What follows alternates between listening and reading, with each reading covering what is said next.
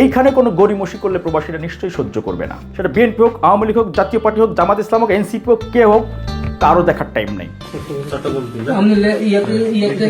আসসালামু আলাইকুম। প্রবাস তথ্য কেন্দ্র আপডেটে মিরাজ হোসেন গাজী আপনাদের সকলকে স্বাগত জানাচ্ছি। প্রবাসীদের পোস্টাল ব্যালট পেপার নিয়ে আপনারা এরই মধ্যে দেখেছিলেন প্রবাস তথ্য কেন্দ্রে গেল রাতে একটি প্রতিবেদন দেওয়া হয়েছিল এবং সেটি বিএনপির সংশ্লিষ্টদের দৃষ্টি আকর্ষণও করেছিলাম। আমি নিজেও ব্যক্তিগতভাবে যোগাযোগ করার চেষ্টা করেছি সংশ্লিষ্টদের। আসার খবর, ভালো খবর হচ্ছে বিএনপির পক্ষ থেকে উচ্চ পর্যায়ে একটি প্রতিনিধি দল বিএনপি স্থায়ী কমিটির সদস্য নজরুল ইসলাম খানের নেতৃত্বে তারা নির্বাচন কমিশনে গিয়েছেন এবং খুব দ্রুততার সঙ্গে তারা এই বিষয়টি আমলে নিয়ে প্রবাসীদের এই অভিযোগ, প্রবাসীদের এই সমস্যাটি নিয়ে তিনি গিয়ে একটি প্রতিনিধি দল গিয়ে সেখানে নির্বাচন কমিশনে এই আপত্তিটির কথা জানিয়ে এসেছেন এবং এটি নির্বাচন কমিশন ওনাদেরকে বোঝানোর চেষ্টা করেছে যেটি হয়তো খেয়াল করেননি। আসলে না, খেয়াল যারা করার তারা ঠিকই করেছে।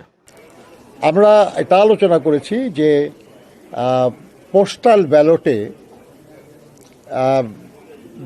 পৃথিবীর বিভিন্ন দেশে আমাদের অনেক ভাই বোনেরা তারা ভোটার হয়েছেন এবং তারা নির্বাচনে তাদের ভোট প্রয়োগ করবেন। তাদের কাছে যে ব্যালট পেপার পাঠানো হয়েছে সেই ব্যালট পেপারে কেউ মনে করতে পারেন ঘটনাক্রমে, কিন্তু আমরা বলি যে এটা খুব উদ্দেশ্যমূলকভাবে দেশের কয়েকটি রাজনৈতিক দল তাদের নাম এবং প্রতীকটা প্রথম লাইনে দেওয়া হয়েছে, অথচ বিএনপির নাম এবং প্রতীক ঠিক মাঝখানে দেওয়া হয়েছে, যেটা ভাঁজ করলে কাগজটা এটা ভালো করে নজরেই পড়বে না। আমরা এই নিয়ে কথা বলেছি তাদের সঙ্গে, তাদের কথায় মনে হয়েছে যে তারা বিষয়টি ঠিক ওইভাবে খেয়াল করেন নাই এবং অ্যালফাবেটিক্যালি ঠিক আছে কিনা এটাই তাদের কাছে বিবেচনার বিষয় ছিল।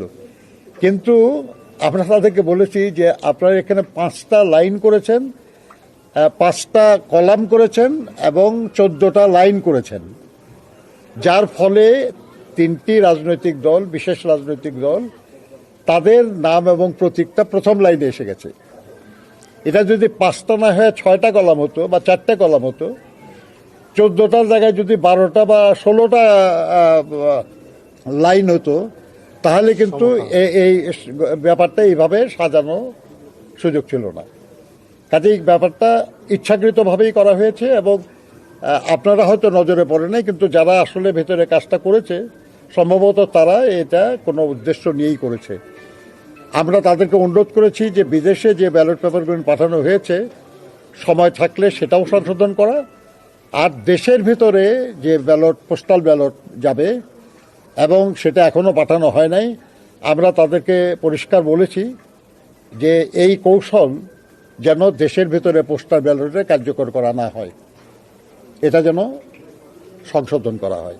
আরেকটি হচ্ছে একটি ব্যালট পেপারের বান্ডিল ব্যালট, পোস্টাল ব্যালট একটি বাসায় কোনো একটি জায়গায় নির্বাচন কমিশনে সবশেষ যে খবর, পরবর্তী আমি দিনের বেলা সেটি জানতে পেরেছি, বাহরাইনে একজন, এখন পর্যন্ত যেটুকু জানা গেছে সরকারি তথ্য, জামায়াত ইসলামের নেতার জিম্মা থেকে এই বান্ডিল পোস্টাল ব্যালট, সেখান থেকে এই ছবিটি ভাইরাল হয়েছে। সেখানে ব্যালট, এই বান্ডিল ব্যালট কোনো ব্যক্তির কাছে তো যাওয়ার কথা না, এটা তো ইন্ডিভিজুয়াল প্রত্যেকটা মানুষের ঠিকানা অনুযায়ী পৌঁছানোর কথা।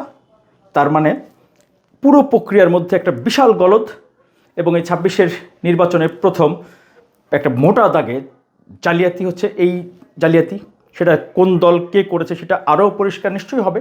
আমরা এটাও বলেছি তাদেরকে যে এই পোস্টাল ব্যালট পৃথিবীর বিভিন্ন জায়গায় যে পদ্ধতিতে বিতরণ করা হচ্ছে এবং এটা সঠিক হচ্ছে না, এটা কিছু ত্রুটি হচ্ছে, যার জন্য আমরা দেখেছি যে বাহরাইনে একটি বিশেষ রাজনৈতিক দলের নেতৃবৃন্দ তারা এই অনেকগুলি ব্যালট পেপার তারা সেটা হ্যান্ডেল করছে। এটা ভিডিও সোশ্যাল মিডিয়ায় প্রকাশিত হয়েছে, ভাইরাল হয়ে গেছে।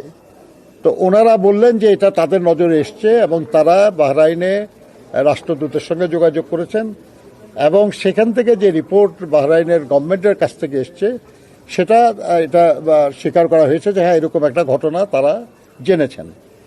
কিন্তু এই ব্যাপারে আরও তদন্ত করে তারা রিপোর্ট দেবেন এবং সেই অনুযায়ী তারা ব্যবস্থা গ্রহণ করবেন। আপনারা জানেন যে নির্বাচন কমিশনের পক্ষ থেকে বলা হয়েছিল যে যদি কেউ এই ভোটে কোনো রকমের কারচুপির চেষ্টা করে তাহলে তাদের এনআইডি কিংবা তাদের যে জাতীয় পরিচয় এবং ভোটার এগুলো সব তারা ব্লক করে দেবেন। আমরা মনে করি যে যারাই এই নির্বাচনকে বিঘ্নিত করার জন্য এটাকে কারচুপি করার চেষ্টা করছে তাদের বিরুদ্ধে যেন আইন অনুযায়ী কার্যকর ব্যবস্থা নেওয়া হয়। এটা আরেকটা বিষয় আমরা আলোচনা করেছি। তারা বলেছেন তারা এর ব্যাপারে ব্যবস্থা নেবেন। এবং এই জালিয়াতি তাও প্রবাসীদের সঙ্গে, যেই প্রবাসীদের টাকায়, যেই প্রবাসীদের রেমিটেন্সে এই গণঅভ্যুত্থান পরবর্তী বাংলাদেশ মাথা উঁচু করে দাঁড়িয়েছে, রাজনৈতিক দলগুলো এই জায়গায় কার কি ভূমিকা এটি দেখতে চাই। প্রবাসীদের সঙ্গে জালিয়াতি, ভোটের মাধ্যমে প্রবাসীদের ভোটের জন্য এত এত এত আয়োজন সরকারের পক্ষ থেকে, প্রধান উপদেষ্টা, এরপরে হচ্ছে যে রাজনৈতিক দলগুলো সবাই যার যার জায়গা থেকে প্রবাসীদের ভোটাধিকার নিশ্চিত করার জন্য এত তৎপরতা চালিয়েছে। সেইখানে সেই প্রবাসীদের ভোটের ক্ষেত্রে এই জালিয়াতি একেবারে, তাও এই ধরনের যে সকল ভোটারের, ধরুন কয়েক হাজার ভোটারের ব্যালট এক জায়গায় যাবে কি করে? এর সঙ্গে কারা কারা জড়িত, সেই রিটার্নিং অফিসার, সেই নির্বাচন কর্মকর্তা সহ A to Z এবং পোস্ট অফিসে যারা আছে প্রত্যেকটা নারী নক্ষত্র টেনে বের করতে হবে, টেনে তাদেরকে বের করতে হবে, তাদেরকে আইনের আওতায় আনতে হবে এবং সামাজিকভাবে, সাংগঠনিকভাবে, আইনগতভাবে তাদের বিরুদ্ধে ব্যবস্থা নিতে হবে এবং এটি দ্রুত। এইখানে কোনো গড়িমসি করলে প্রবাসীরা নিশ্চয়ই সহ্য করবে না। আবার বলি, এখানে কোনো দলীয় বিবেচনা চিন্তা করার কারণ নেই। দয়া করে কেউ এখানে দলীয় মতামত দেখাবেন, এটার পক্ষে যদি কেউ অবস্থান নেন তিনি নিজেও নিজেকে এই অনিয়মের সাথে যুক্ত, প্রবাসীদের সাথে বিশ্বাসঘাতকতা, মুনাফেকি, বেইমানি করার সাথে সেই মানুষটাও যুক্ত হবেন যদি কেউ এইটার পক্ষে একটা কমেন্টও করেন। প্রবাসী বন্ধুরা, আপনারা সোচ্চার থাকবেন, কে কোন দল করেন। আমি পরিষ্কারভাবে বলতে পারি, যার যার অবস্থান, দল সবার পছন্দের থাকবে। কোনো মিথ্যাচার, কোনো অপপ্রচার, কোনো জালিয়াতি, এইটা কেউ সহ্য করবেন না। আমি দেশে, ঢাকা শহরে আছি, দেশে আছি, আমি বাইরে থেকে ওই আওয়াজ দিচ্ছি না কোনো বিদেশে থেকে।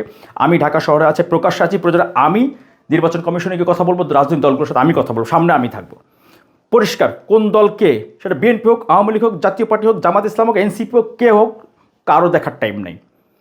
প্রবাসীদের ভোটের অধিকার নিশ্চিত করা এবং 26-এর এই ভোট জালিয়াতি যে করবে, যেই দল করবে, যেই ব্যক্তি করবে, কিন্তু এই বাহরাইনের এই ঘটনার ব্যবস্থা নির্বাচন কমিশন কী নেয় এইটা দেখার অপেক্ষায় আমরা থাকলাম, প্রবাসীরাও থাকলেন। সেলুট প্রবাসী। আপনি কি বৈধভাবে কর্মী হিসেবে বিদেশে যেতে চান? আপনি কি রেমিটেন্স যোদ্ধা হিসেবে ভিন দেশে প্রবাস জীবনযাপন করছেন? আপনার জন্য প্রয়োজনীয় এবং জরুরি সকল তথ্য হাতের মুঠোয় পাচ্ছেন প্রবাস তথ্য কেন্দ্রে।